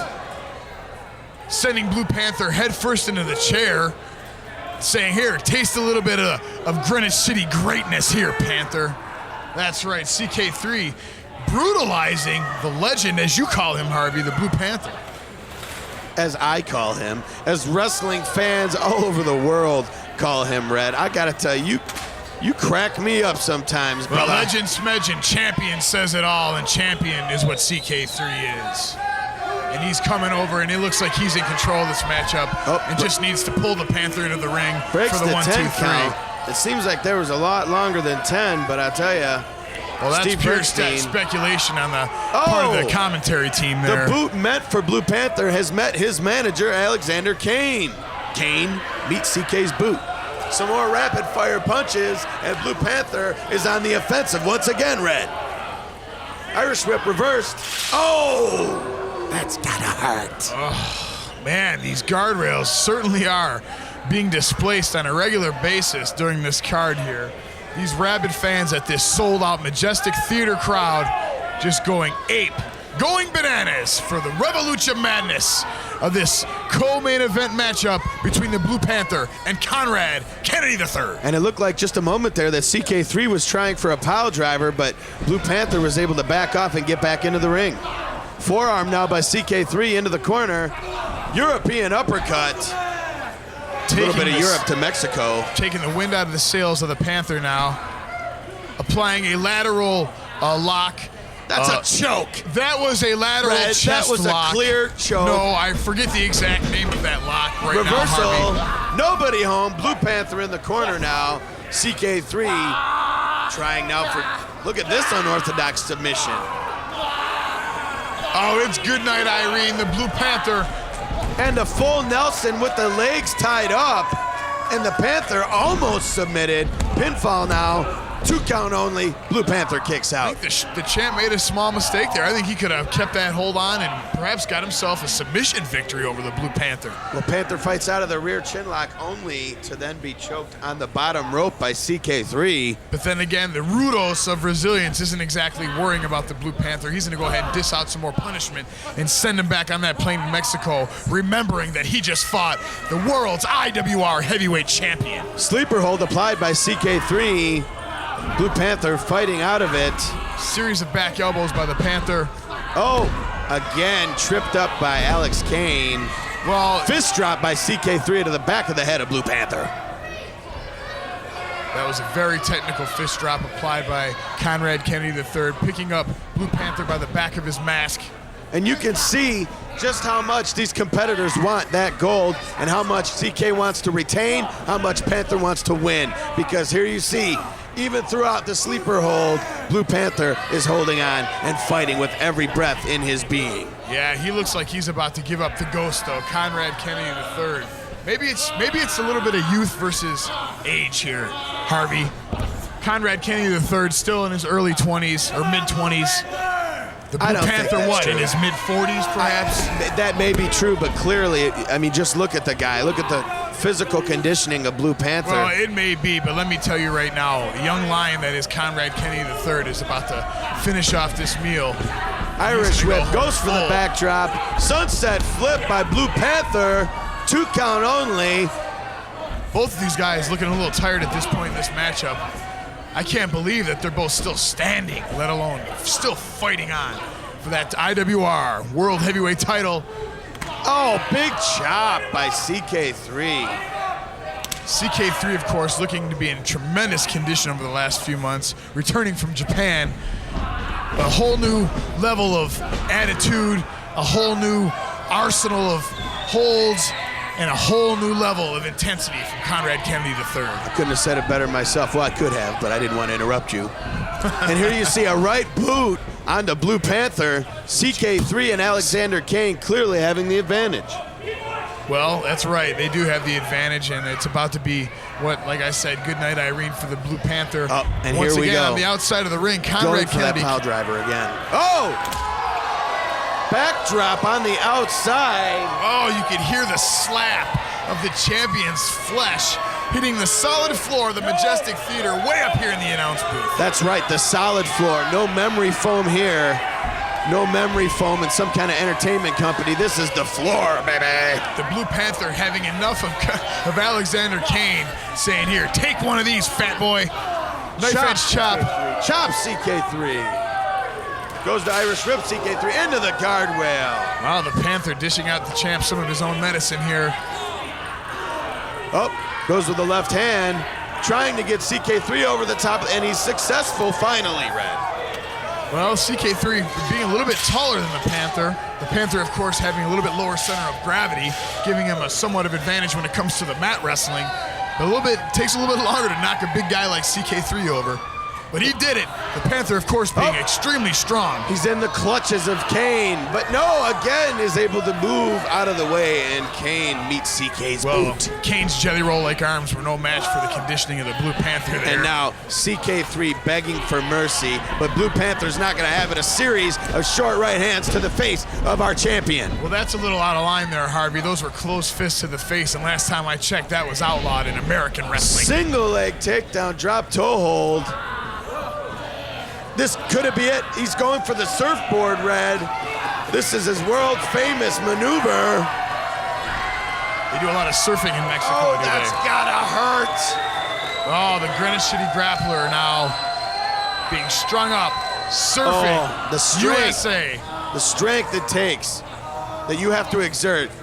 Being able to Unbelievable. rock himself over and at least get a little bit of leverage and forcing Panther to roll over and getting into the ropes, just barely breaking that hold. Now throwing CK3 through the top and second rope to the outside. Holy cow, a little high flying by the Panther. Cross body block, springboard. Both men down on the outside of the Majestic Theater here. The fans going wild. This certainly proving to be a little bit tougher a contest for Conrad Kennedy than I would imagine he had thought. And I'd have to think that the Blue Panther may have underestimated the young buck. That is Conrad Kennedy III. Panther now calling to the fans, getting their support. I think he feels that that IWR title is just within his grasp, Red. Well, I think it would be quite an accomplishment to come in, like I said, sight unseen. Get outta here. From Mexico and take the IWR strap. That would be an accomplishment. Even I have to admit that.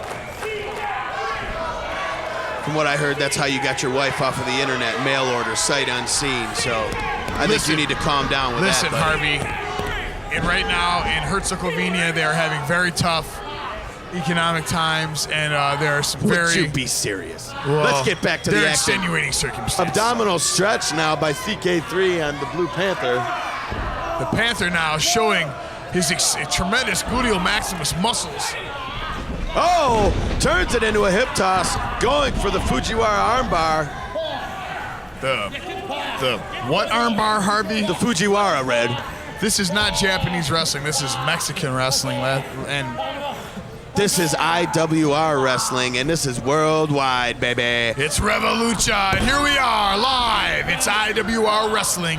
Fans, it's for the IWR title right now. Both men down in the middle of the ring, CK3 and the legend from Mexico, the Blue Panther. That's right, what a historic evening. This has made headlines across all of the wrestling sheets, across all of the internet, and of course, across all of Detroit and in Michigan. As CK3 pulls Blue Panther up onto his shoulders. Perhaps about to finish off the Panther. Oh, and a tremendous backbreaker. That has got to be it, Red. Oh, the devastating impact. 2 count only. Wow, the Blue How was Panther. he able to kick out of that? Well, I think there you have it. It's that experience. It's that he's a ring veteran. He is not going to allow himself to be pinned on that first attempt. CK going to the ropes. He doesn't often do this. Yeah, he might be a little bit mistaken doing this. Going for the elbow drop. Nobody home. The Panther saw that coming in English or Spanish. He saw that one coming a mile away. Double leg takedown. Look at this. Look at this submission maneuver. The champ needs to get to the ropes in order to break this hold in the is. I'll tell you, that is just a stroke of luck. But you know what? It's the ring presence. If you know where you're at in that squared circle, you can get out of the move. Well, you can call it that. I saw it a little differently, but I'm going to go ahead and let you think that that's what you saw, Harvey, because that's what I'm going to call it. CK3, of course, would never cheat. He would never use Alexander Caine to help him get into the ropes to break a hold. 2 count only. CK3 looks a bit frustrated here.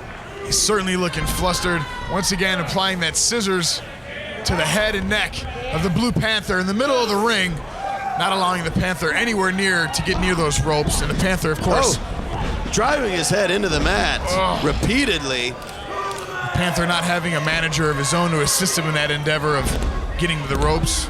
Again, the Panther able to kick out of the lateral press. Pretty amazing after just having his face blasted into the stinky canvas of the IWR ring.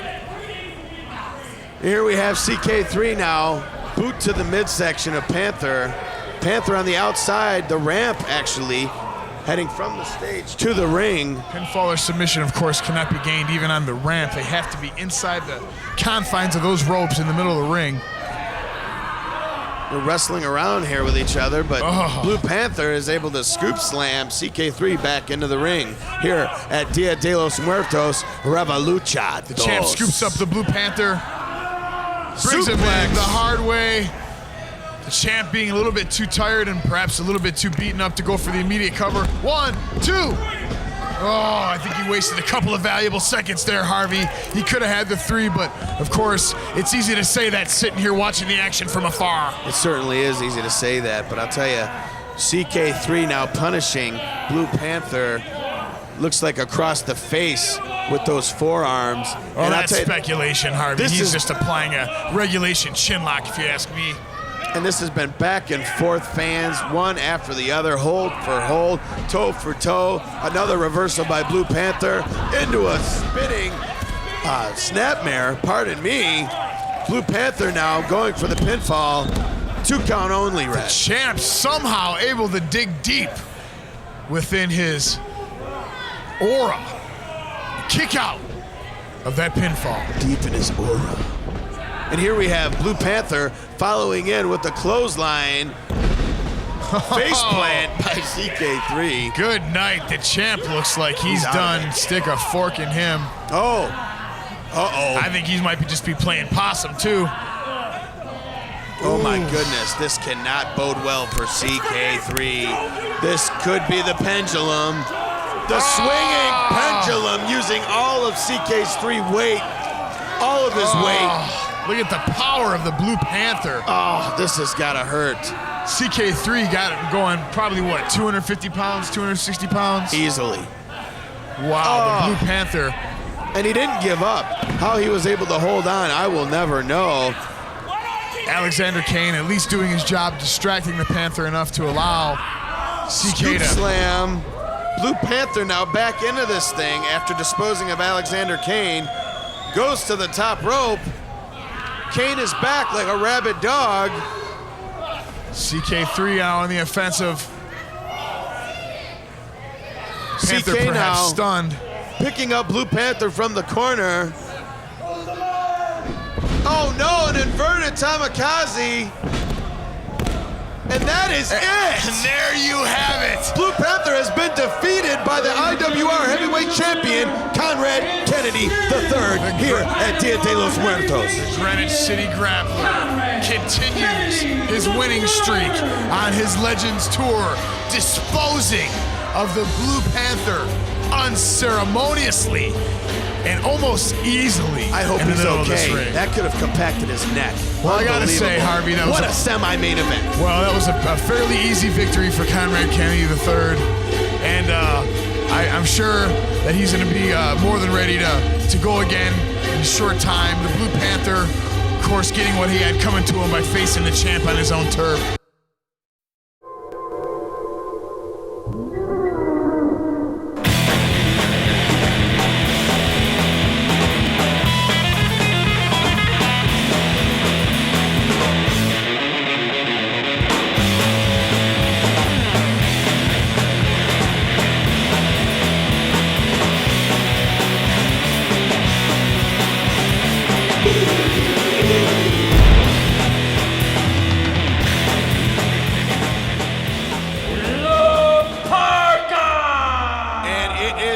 Time main event for Dia de los Muertos inside a steel cage, or as they say in Mexico, lucha en la jaula.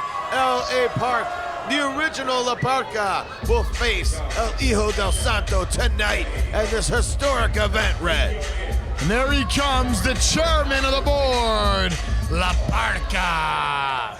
Having a bit of fun here. Look at this dance, and I'll tell you what, if you see La Parka in the back, you would not think that this big surly Mexican would be coming out and doing a dance, but nevertheless, it is entertaining the mass and the sold-out fans here at the Majestic Theater. Well, I gotta say, and in turn from the first Revolution show, where El Hijo del Santo, clearly the fan favorite, it almost seems as if La Parka is the one that these Detroit fans are thirsting, hungering for this Day of the Dead. I'll tell you, that's an astute observation made earlier. After Super Parka and Sharkboy, Sharkboy got the victory over Super Parka, and of course, to remind you, Red, Santo came out to save Sharkboy from the beatdown of LA Park and Super Parka. Of course, we know what happened there, Red. Can we just take 1 minute to commentate on the amazing set here at Dia de los Muertos, here at the Majestic Theater? Everyone behind this production doing a top-notch job, really busting hump to bring these fans a top-notch wrestling show, something you don't see in the Indies very often, Harvey. And his opponent, He is a hero to children all over the world. I just said true. He is the legendary Silver Saint. Red, you're rubbing off on Hailing me. from Would you Mexico please, City, Mexico. Weighing 190 pounds. I give you El Hijo del Santo. And you there see- he is with the senoritas ringside, The Red. exceptionally tall senoritas, I would say, Harvey.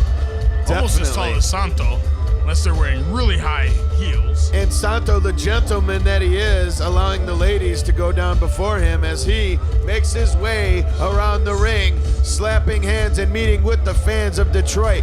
Who else gives you an opportunity to get up close and personal with the legend of El Santo like the independent wrestling revolution, Red? Well, it's No one. Revolucha, and we're doing it to you. And here we go, entering the confines of the brutal steel cage, decked out for the Dia de los Muertos celebration with skeletons. And here we see the fans lowering their streamers, showing appreciation for these two legendary luchadors here in Detroit, Michigan. You said a mouthful, and the streamers just keep on coming. I'll tell you what, you'll notice the ring crew here is petrified. They do not want to get in that ring, and I don't blame them. La Parka is quite a figure to have to deal with if you're going to step in that ring. And it looks like that they can't even get in there to clear out those streamers, Red. Well, I gotta say, I wouldn't be the first one in there with La Parka either. He does not take names. He just simply lays to waste anyone within sight, if and when he feels like it. And it looks like these guys are ready to square up right here. Streamers are not in the cage, the Majestic Theater. Of course, fans, I mean, we don't need to go into the history of El Santo, but the countless films and of course the legend of his father, the original El Santo, and I mean, he is just the biggest figure in Lucha Libre wrestling, bar none. And here he is tonight in La Jaula and the cage with L.A. Park, the original La Parka. And of course, these two guys have quite a story of their own. These guys brutally feuding each other all over Mexico. That's right. I mean, and it's boiled to a head, and here we have it for you right here in Detroit, Michigan, or on the screen in your living room. And here we go with perhaps the first collar and elbow tie-up. It's a feeling out process. Those streamers still getting in the way. Once again, the ring crew not even attempting to get inside and clear those away. Much like a piece of toilet paper on the bottom of your shoe. Collar and elbow tie-up, La Parka with the strength advantage, but Santo, they are now tussling about the cage, and they make a break for it with the streamers attached to each of their boots, Red. Well, you know, these guys are feeling each other out. They're testing the waters. I mean, it's inside the cage. I have a feeling this match could get very brutal tonight, Harvey. And right now, these guys just want to know where each other stands. Santo is being very careful with his moves around the deadly La Parka. And here we see Santo trying for a single leg takedown, but Parka is countering and almost riding Santo into the corner, much like a bucking bronco. Kick to the back of Santo now, La Parka taking the advantage. It looks like Santo is covered in those streamers. Unbelievable here. Parka taking Santo, ramming him to the steel cage already in the first moments of this matchup. And I can tell just by the view on our monitors here, Harvey, that this is some amazing camera work by the crack squad here. And this is some great footage you're getting here, and right in this DVD quality from IWR main event at Dia de los Muertos. Inside the steel cage, it's La Parka delivering us a steely boot to the midsection of Elio del Santo, following up with an avalanche splash to the corner, and dumps him into the center of the ring and says, "Top that, Santo." Like a rag doll, La Parka just manhandling Santo and attacking him now with the decorative skeletons that adorn the steel cage here at Revolucha. Single leg takedown by La Parka. These streamers probably not making it any easier for guys like Santo to run across the ring, as he looks to be slipping and making it a little bit easier for Santo, or excuse me, for La Parka to take Elio del Santo off his feet. Irish whip now in a clothesline. Seems like ages it took for Santo to find the mat. Just as well as we see a little foreshadowing there of the death and doom and destruction about to come. I assume you're talking about Harvey. Yes, Look at the indeed. bones already littering the ring.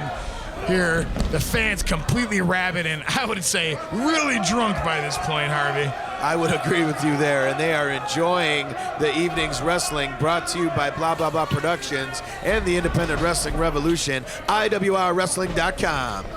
Look And like he goes for the Irish whip, but a boot to the midsection is what Parka will settle for. Now twisting the wrist and arm, stiff kick to the front and back of Santo's legs, Red. You know, it almost looks as if Santo perhaps was going for an early escape in that match, but Parka cut him off very early. And Parka calling for a chair. And finally, a fan makes one Special in there. delivery for Parka over the top of the cage. The security here at the Majestic Theater probably very upset at that. They are having a heart attack at this point, I think. And it looks like L.A. Park is going to attempt. Oh! Ram Santo head first into that chair, Red. Oh, not only are they dealing with the cage, but now Parka has a chair. Look out! Elio del Santo, your doom awaits you.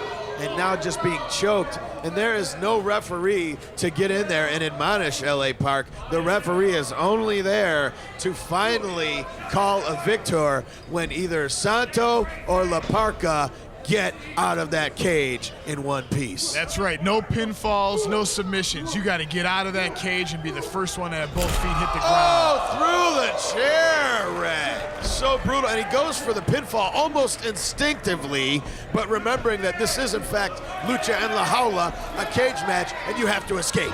That's right. He didn't earn the nickname the chairman of the board, and during his stint with WCW for no reason. Parka, of course, deadly when you have something like a chair in the ring. Oh, tied to the tree of woe now, and Santo with a little bit of speed and a drop kick to the midsection of L.A. Park. Now Elio del Santo picking up the chair himself, driving it to the throat of Parka. And this chair has seen better days, and Santo decides to That's discard right. this That's chair. right. He does not, as you say, Whoa, quick scoop slam on Parka. the Technico does not need that chair in the ring. Elio del Santo now ascending to the top. Is he gonna fly? Oh, a tremendous, unbelievable. Perhaps he saw L.A. Park getting out of the way. I think he saw at the very last second. He did that not want to Parka- commit to that. No. Parka, of course, calling for more chairs now. The chairman, Parka. Oh. The fans now delivering, wildly throwing chairs throughout the venue.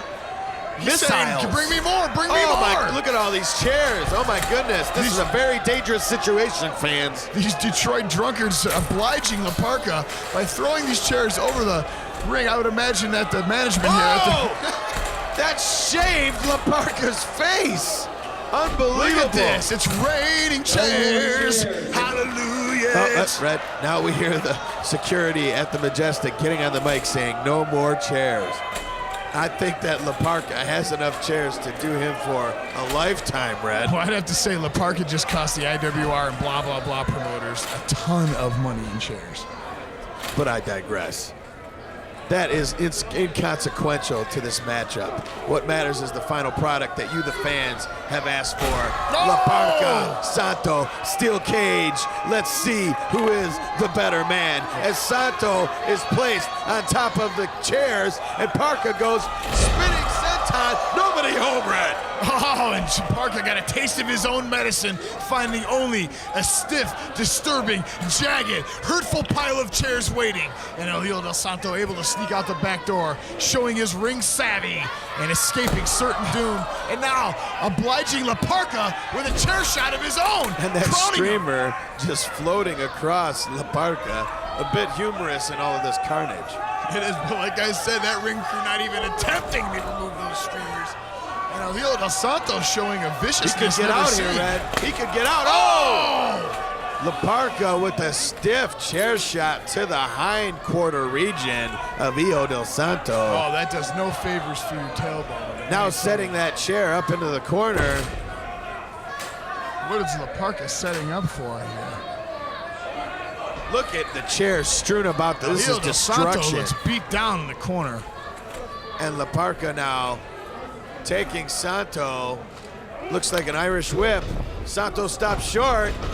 And love tackles LA Park, hoists him over his head onto the waiting chairs on the top rope, Red. Well, that was pretty amazing, Harvey, how Elio Del Santo was able to use La Parka's own leverage against him and make him eat those chairs intended for Santo.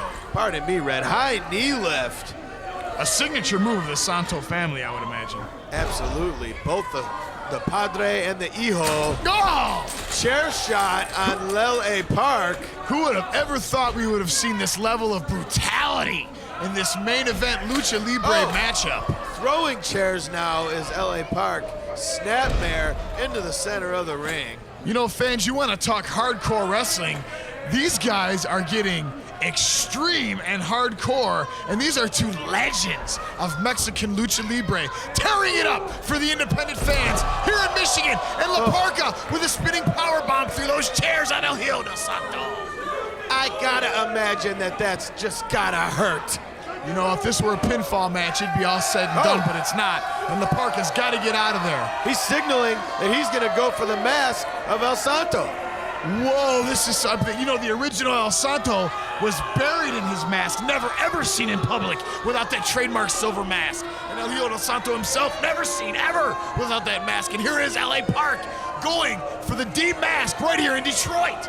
He's ripping and tearing at that eye hole of El Santo's mask, and I think look at, oh my Lord. oh my God. Do you I don't see think we've what? ever Oh my! seen. Look at that! You can see virtually half of Elio Del Santo's exposed face. Harvey, this has to be a first time ever caught on film. I can't that believe a member this. of the Santo family has been seen with partially even anything without that silver mask right here in Detroit. Unbelievable. I can't believe what I'm seeing. Drop toe hold sends LA Park into the chair in the corner. Well, we see Santo now is furious with his mask being ripped, and he is just getting back and getting that fire and the eye of the tiger, getting back. And now it looks like he's going for the mask of LA Park. We might just see La Parka under here. I always thought, I bet you it's probably a real skull.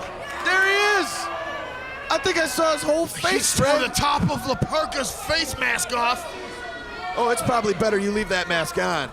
Oh my goodness. Crowning La Parka with a stiff, authoritative chair shot. This match has degenerated into all-on-all brutality. Both men, their trademark masks ripped, faces half exposed, going for it all here for the fans of the independent wrestling revolution. And a top rope Hurricane Rana sends LA Park across the ring. And Santo has as good an opportunity as ever to win the matchup, but I think he's gonna go for a little bit more punishment and pride. Top rope headbutt, unbelievable on LA Park. Both men are down, Red. Signature move of Elio Del Santo, the flying rocket headbutt. La Parka telling these ring crew members, you better shut that door. That's right, he was very upset about that. He said, no way, Santo stays with me. And now both men on their knees. Vicious right hand from La Parka to El Santo. Traded now, vicious right hand from Santo. Back and forth we go, Red. Personal animosity obviously being displayed here. Oh, vicious. The boot to IWR solar cameraman plexus. being sensitive to Elio Del Santo and trying to catch the other side of his mask as to not expose too much of his face. We do have great respect here in IWR for the traditions of Mexican Lucha Libre wrestling and do not wish to do anything to disrespect Elio Del Santo here at Dia de los Muertos. Well, it's less than half of his face, but Red, this is purely amazing. I've never seen that side of Santo to even imagine what the other side looks like. It's unbelievable. And of course, the same for La Parka. And you can hear the fans chanting, let's go Parka, let's go Santo. And it sounds like And Parka's here's chants Parka, are he's louder. halfway out. One more, and Santo quick up on his feet. These guys, I don't know where they pull the gumption from. They're digging down deep. And here they are battling it out atop the steel cage right here at the historic Majestic Theater in Detroit, Michigan. Here we see Santo now battling back, setting up for a top rope superplex. Unbelievable, both men down. And Harvey, that's got to take as much out of Hijo del Santo as it does La Parka. I mean, he's Oh, you're absolutely right. far. Red, I don't agree with you very much, but you are absolutely right with that. Santo has to be sent reeling. You can see he's sucking wind. He does not have the wherewithal to be able to escape and win this matchup at this point, Red. Well, I think this is a little different than most of these fans expected to see. I think they expected to see a lot of high-flying combination moves, a lot of acrobatics, and what you're seeing is real animosity. You're seeing two legendary combatants battling it out, brutally clubbing at each other, viciously attacking each other. Big right boot, a big left boot now, alternating boots, and a right. Send La Parka reeling in the middle of the ring. Santo with the advantage. And to be honest, Harvey, you know, the only thing really on the line for these two guys is respect. There's no title on the line. That's right, no title, just the long-standing feud, these two. They're not even in Mexico. These guys don't even have to be breaking a sweat in that ring, but here they are for these Detroit, Michigan fans, doing it up and literally laying it all on the line at Dia de los Muertos. Well, they're proud men, and here we see a top rope. Oh! Attempting that headbutt, but caught by LA Park. Tremendous strength Turned by into La a scoop Parka. slam.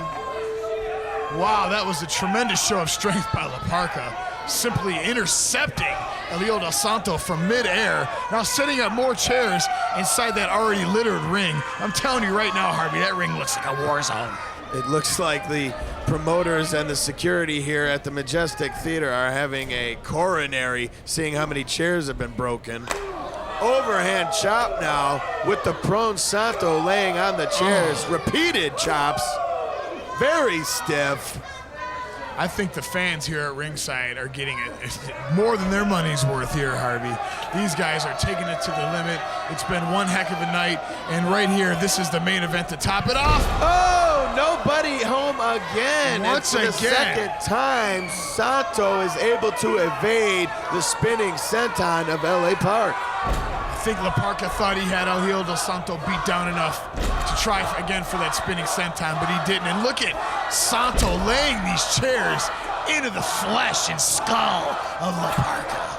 Actually attacking the feet and legs of La Parka there, I think, which is a wide strategy, because if the man can't stand, he can't defend very well against Santo, leaving that cage and becoming the victor here in Detroit.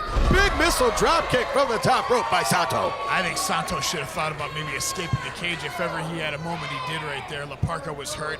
He just taking those vicious chair shots to his legs and knees.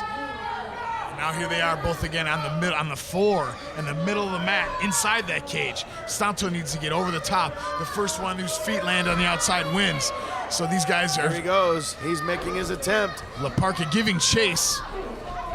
Vicious kicks to La Parka's face by Hijo del Santo. La Parka sent reeling. His mask virtually pulled half down. Oh, and a big top rope diving headbutt once again to LA Park. Signature move by Santo. Santo just flies through the air like a superhero. It's tremendous, the athleticism of these luchadors here. And we thank you for joining us here at Revolucha, just feeling the spirit of American and Mexican style wrestling for you, the fans, because in the IWR, it's by the fans, for the fans. That's right. Forever, the fans. That's right, and I'll tell you, this is the second in this long series, because we have May 6th coming up, 2006. We have Revolucha Trace. That's right. So it's going to be a long-standing series, and the fans can expect a lot to come from the IWR and the stars of Mexican wrestling and the stars of CMLL.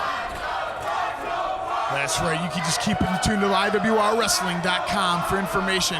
And if you want to come out to Detroit yourself and experience Revolucha live, just stay in tune. The city of Detroit has a lot of great attractions to offer. Not only is it hosting the Super Bowl, but it hosts Revolucha, and you should come hang out, because here you have La Parka committing El Santo to the Tree of Woe in the middle of the cage in Detroit, Michigan. And it does not bode well for the hero, the son of the saint. And I'll tell you, it just doesn't get any better than this. What action. Oh, and it looks like the chair intended for Santo's face has fallen over. Parka, a little frustrated, replaces it. Oh, a vicious drop kick.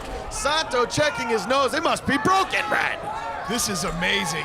Like I keep saying, no one would have anticipated the level of intensity brought by La Parka and El Santo. These guys clearly have it out for one another, and this victory is very personal. And here you hear the crowds chanting La Parka as he climbs to the top. Of course, a lot of the fans Is he here. escaping here? He could win it. He could win it. He's almost done. I think we have a winner here, Harvey. Oh! And not a wise decision by La Third Parka. strike. La Parka misses that diving, spinning senton for the last time. Well, the third time. From the top of the cage, Red. And what should be the last time. I think he should have learned by now that Santo is too smart to get himself caught up in that one. Unbelievable. These guys are going all out. And the crowd here is saying Santo sucks, clearly biased towards LA Park. I don't think anybody could have anticipated this. Well, it's Detroit, you know, where the weak are killed and eaten. And, Would you please, Red? Well, you know, it is what it is. It's a tough city. Hurricane Rana springing from the top rope. But I gotta say, I don't think there's anyone in this crowd that say hates Santo. I just think they're very fond of La Parka's big brawling technique here. Mexican arm drag followed by a monkey flip into the cage. Unbelievable. The cage still rattling from the big impact. La Parka, a very big man to go flying through the air like that. And this could be it. Santo has his opportunity now to win this matchup. And who is this on the other side? It looks like the newly unmasked Super Parka. Super Parka is on the outside of the cage. Headbutt now viciously to Santo. Sends Santo off the cage now. Tripping on La Parka's leg bone. Referee's having nothing to say about Super Parka's interference here. Oh, vicious chair blows here by La Parka, attacking Santo, punishing him for possibly picking up the victory here at Revolution. La Parka is intending to do damage here. He's intending to leave Santo this is not good. He's going for the whole mask. He's going to show everybody here in Detroit. He's going to demask the legend. He's going to demystify everybody here right now and show you the face of El Hijo del Santo.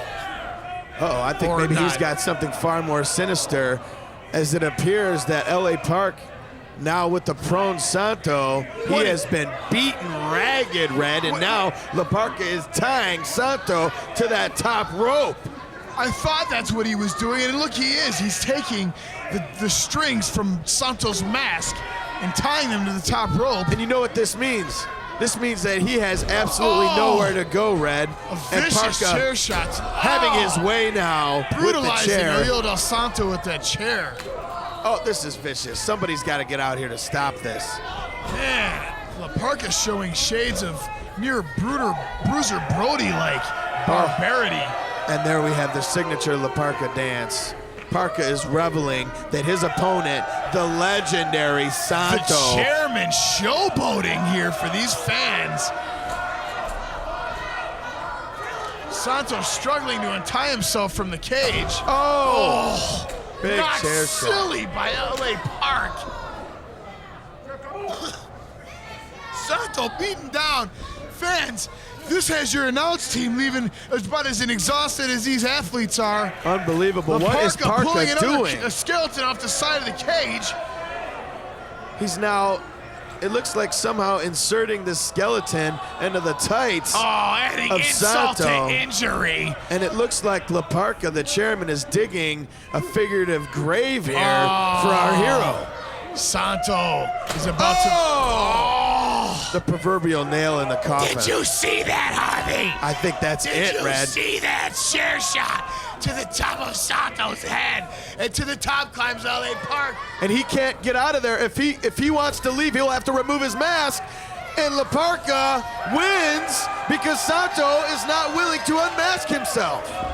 La Parka is your winner, LA Park. La Parka! What a night. What an evening of wrestling. IWRWrestling.com fans, stay tuned for more from the IWR. Thank you for joining us at Dia de los Muertos.